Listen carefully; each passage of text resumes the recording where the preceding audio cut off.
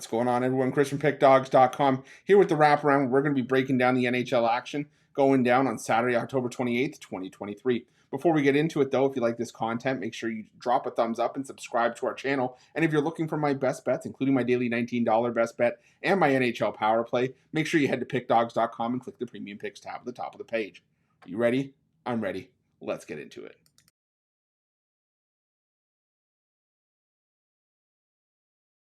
Our first game on the board takes us to the Wells Fargo Center on Saturday afternoon, where the Philadelphia Flyers host the Anaheim Ducks. And, the Anaheim Ducks pulled off one of the steals of the season so far, rallying in the third period to beat the Boston Bruins in overtime. One of the more surprising results, especially considering it was on the road where the Ducks haven't been playing their best hockey, and it was in Boston where Boston's been pretty much, I don't want to say unbeatable, but they've been really good going back to last year. Problem is, I don't know if it's going to be sustainable. I know I said that about Anaheim after the win over Columbus, but Philadelphia is a team that I think is getting a little bit disrespected right now. They dropped a couple games in a row against Vegas and Dallas, but a lot of teams are going to lose those games.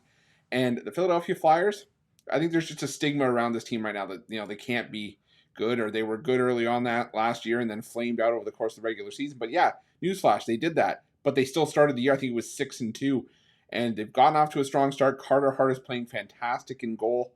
I'm going to go with the Flyers here on the money. On the regulation line here at -115. Get that -176 price down.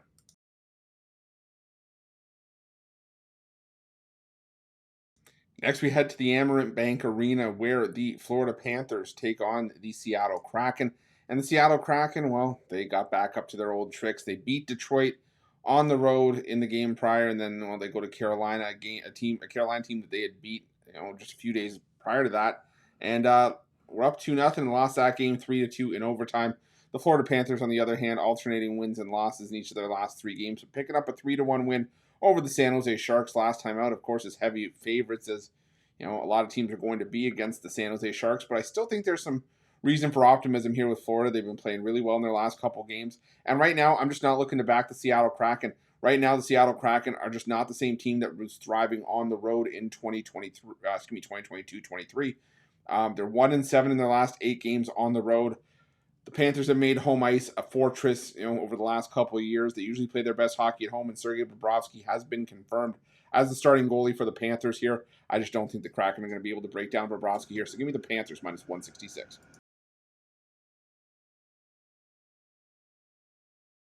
Next, we head to the Bridgestone Arena, where the Nashville Predators take on the Toronto Maple Leafs.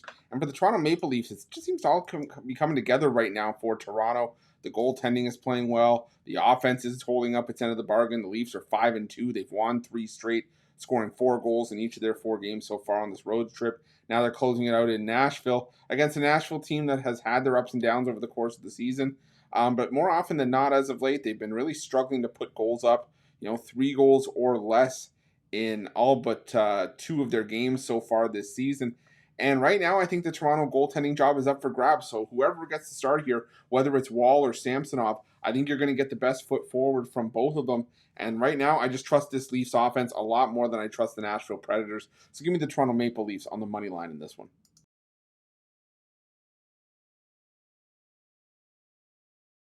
Next, we head to the TD Garden, where the Boston Bruins host the Detroit Red Wings.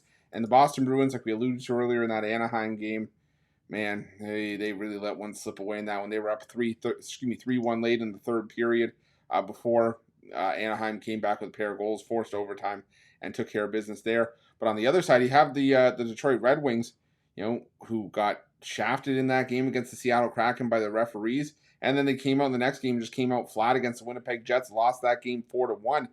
And now that the Red Wings head back on the road, where they have played improved hockey for sure, but this is still a Detroit Red Wings team that is still somewhat hard to trust on the road.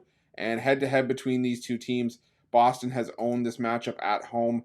They've won 24 of the last 35 meetings overall and 19 of the last 26 in Boston.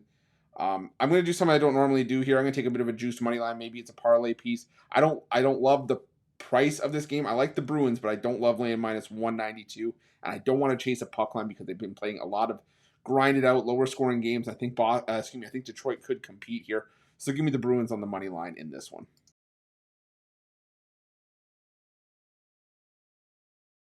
Next, we head to the Nationwide Arena where the Columbus Blue Jackets take on the New York Islanders. And, the New York Islanders, we've talked about it here on the Wraparound before, the type of style of hockey this Islanders team likes to play. Gritty, physical hockey, make these first to three wins kind of games. And, they did that against the Ottawa Senators. They ended up beating the Sens 3-2. I think they could play that kind of style here on the road. I mean, it's only going to be the second time we've seen the Islanders on the road this season. They lost that game 3-1 against the Buffalo Sabres, but let's see if they can have some success here against the Blue Jackets. Now, the Blue Jackets, they do tend to play their better hockey at home, going back to last season. But this is also a game following 3 straight overtime games for the Columbus Blue Jackets. Even if you have rest in between, playing an extra 5 minutes of hockey a night can kind of take its toll after a little bit. So I'm leaning towards the Islanders here because I think they play that physical style. I think it just throws Columbus off a little bit. But I'm also going to take this game to go to overtime with a 60-minute tie plus 330. Like I said, Columbus played 3 straight overtime games, while New York has owned this series. They've won 6 of the last 7. 2 of the last 4 meetings between these two teams have gone to OT. So might take a shot here with a sprinkle at plus 330.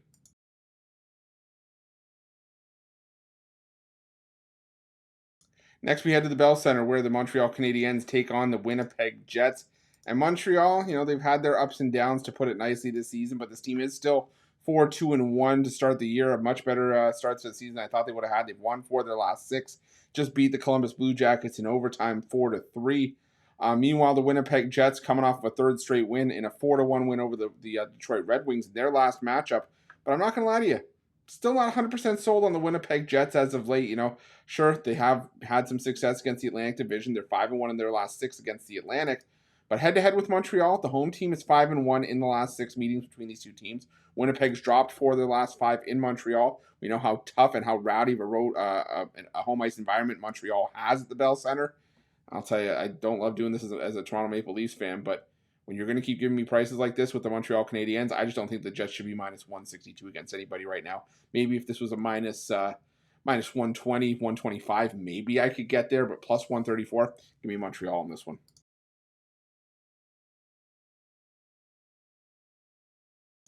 Next, we head to PPG Paints Arena where the Pittsburgh Penguins take on the Ottawa Senators. And the Ottawa Senators, have been able to win some games, especially at home. It's where they've done their best work so far this season. But we haven't seen much of them on the road, and what we have seen from the Sens away from Canadian Tire Center hasn't been great. They lost their season opener 5-3 against the Hurricanes. Last time out, they took one on the chin in a 3-2 loss against the New York Islanders. And as much as I bash the Pittsburgh Penguins, I think they could have some issues here as well. The Sens, Pittsburgh. They've lost 3 of their last 4. They're still 3-4 coming into this game, but they tend to play their better hockey at home. And head to head, the Penguins have flat out owned the Senators. Ottawa in their last 26 trips to Pittsburgh, just 4-22. The home teams won 36 of the last 51 meetings between these two teams. Not a game I am rushing to the window to bet by any stretch, but the price is reasonable with the Penguins, and they can't continue to struggle like this with guys like Malkin and Crosby on the roster. So give me the Pittsburgh Penguins on the money line here.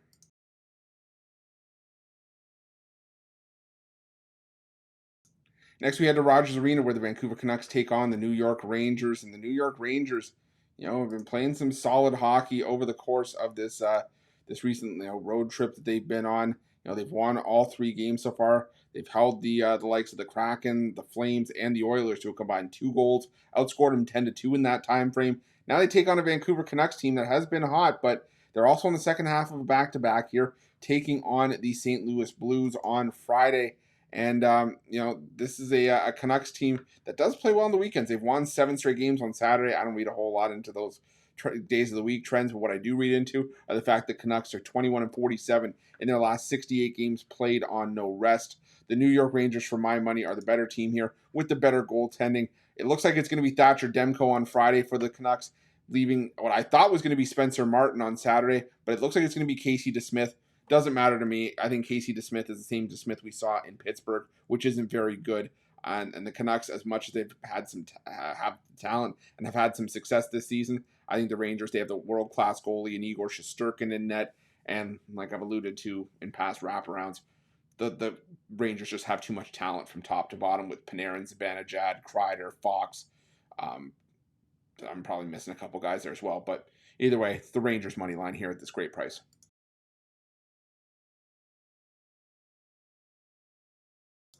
And our final game on Saturday's card takes us to the Crypto.com Arena, where the Kings take on the Golden Knights as both teams are on the second half of the back-to-back here.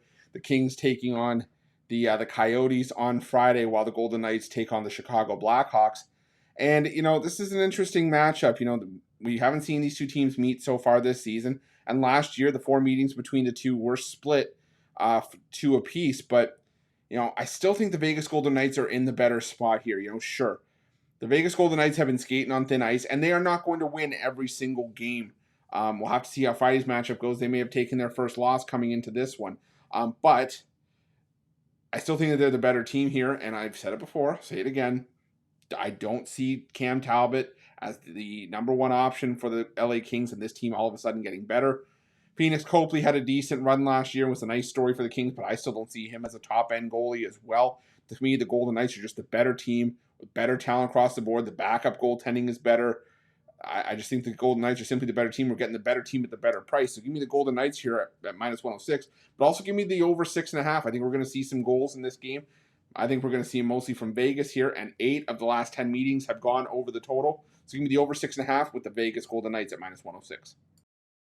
That's it. That's all the NHL action for Saturday, October 28th, 2023. If you like this video, make sure you smash that like button and subscribe to our channel. Also, make sure you have notifications turned on to get the newest and most up-to-date content here at Pick Dawgz. And a reminder, if you're looking for my best bets, you can find those at Pick Dawgz Premium. And let me know your NHL picks in the comment section below.